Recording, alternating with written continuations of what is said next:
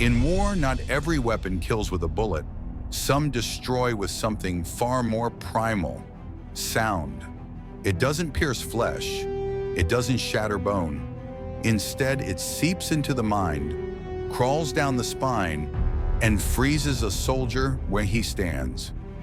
In the summer of 1941, on the vast burning expanse of the Eastern Front, German soldiers learned this lesson in the most terrifying way.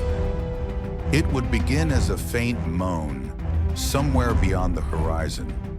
At first, you thought it might be the wind. But the wind doesn't grow sharper with every second. The wind doesn't twist into a scream that swallows the air and drowns out your heartbeat.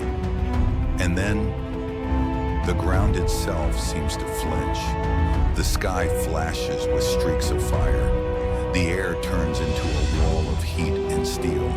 They called it the organ of Stalin, not because it made music, but because the sound was the last thing many ever heard. The name carried no reverence, only dread. A deep, instinctive fear that told you, once this sound finds you, death is already on its way. Long before it earned its terrifying nickname, the Katyusha was just an idea, born not from fear, but from urgency.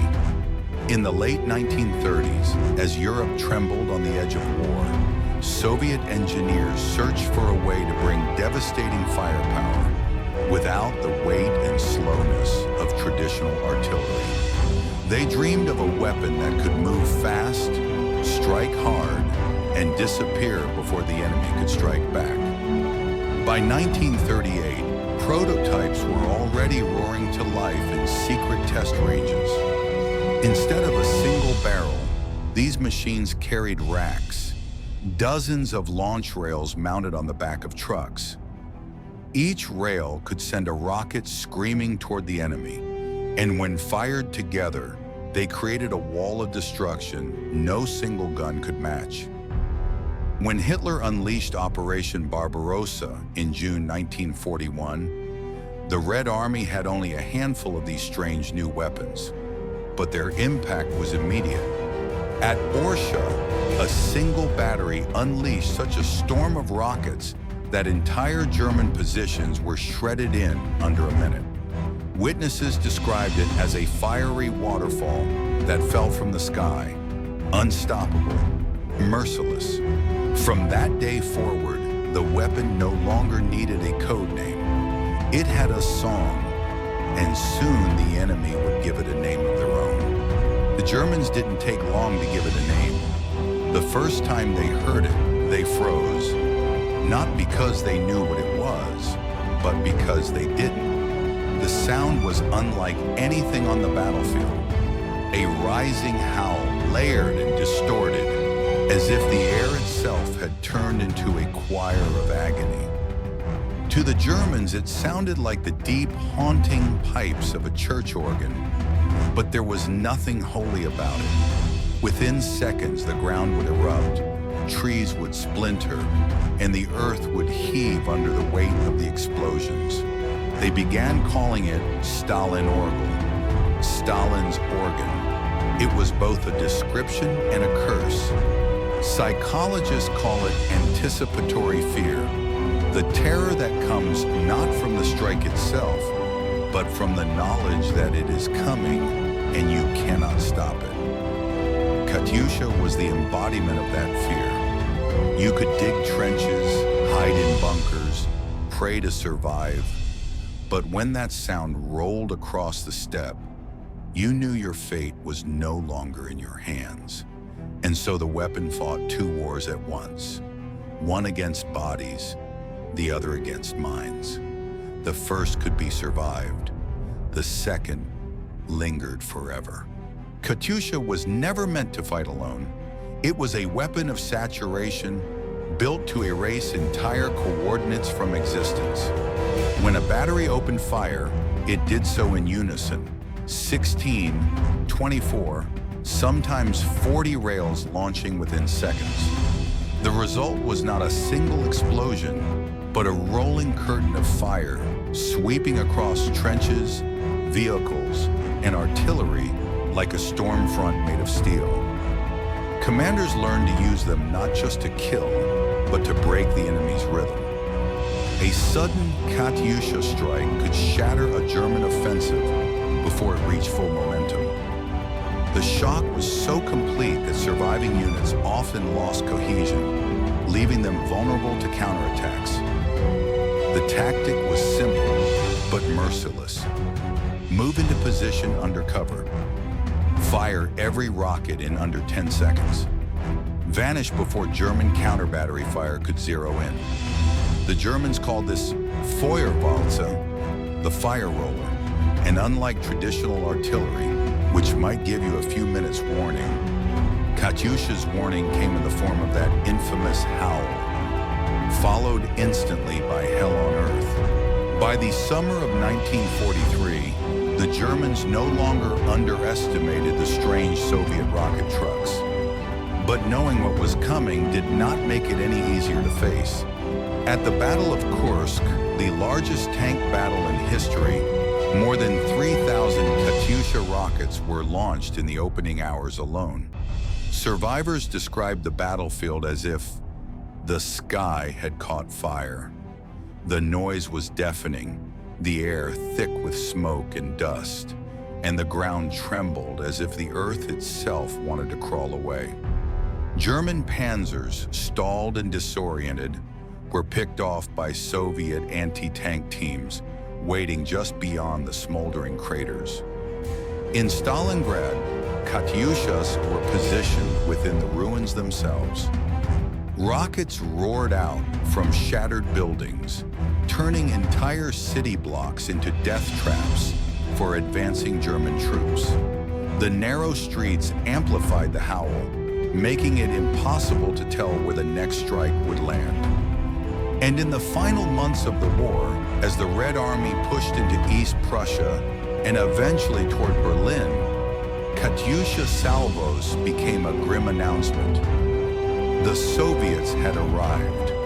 For many German soldiers, hearing that sound on home soil was the moment they knew the war was truly lost.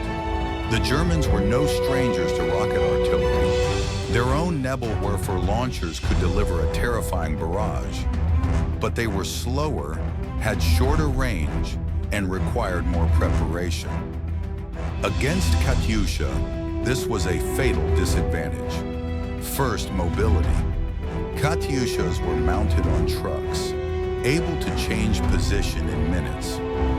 A German counter-battery crew might identify the launch point, only to find it abandoned by the time their shells arrived. By then, the Katyushas were already setting up again miles away. Second, volume of fire. Nebelwerfers could unleash 6 rockets at a time. A single Katyusha battery could send dozens. The sheer density of explosions meant there was no safe zone within the strike area. Even heavily fortified positions could be shredded. Third, psychological dominance. The howl of Katyusha wasn't just a byproduct, it was part of the weapon. German troops often ducked for cover the moment they heard it, disrupting operations before a single rocket landed. No tactic, no armor could cancel that instinct. And finally, the Soviets knew when to use them. Katyushas weren't wasted on small skirmishes. They were unleashed at the critical moment, when breaking the enemy's spirit was worth as much as breaking his body. By the time the smoke cleared, there was nothing left to counterattack with. When the war ended, the Katyusha did not fade into obscurity. It became a symbol, a reminder that victory was not just about who had the biggest guns, but who could strike hardest at the enemy's will to fight. For the Soviet Union, Katyusha was more than a weapon. It was propaganda in steel and fire, paraded in Red Square to remind the world of the Red Army's reach. Variants of its design spread across Eastern Europe, Asia, and the Middle East, echoing its howl in conflicts for decades to come. For the Germans who faced it, the memory never dulled. Veterans spoke of the sound with the same haunted tone as they did of Stuka dive bombers or MG-42s, but with one difference. The Katyusha didn't single out a man. It didn't hunt one trench or one tank. It came for everything. And perhaps that is why, even now, military historians rank it not just among the most effective weapons of the Second World War, but among the most feared. Because the sound of the Katyusha was not the sound of a weapon, it was the sound of inevitability. In the chaos of war, most sounds fade with time. The crack of rifles, the roar of engines, the thunder of artillery, eventually they become echoes, swallowed by history. But some sounds refuse to die. For those who fought on the Eastern Front, the howl of the Katyusha was one of them. It was not a melody, nor a warning. It was a verdict, a promise that in a few heartbeats, the world around you would be torn apart. It was the kind of sound that seared itself into memory, so that even decades later, an old soldier could close his eyes and hear it again. Today, the Katyusha sits in museums, polished and silent, but silence is an illusion, because in the minds of those who knew it, in the pages of history and in the stories told to new generations, the organ of Stalin still plays, and its song will always mean the same thing: the end is coming. If you found this story worth remembering, help us keep history alive. Like, share, and subscribe to Oblivion Archive, so the echoes of the past are never truly silenced.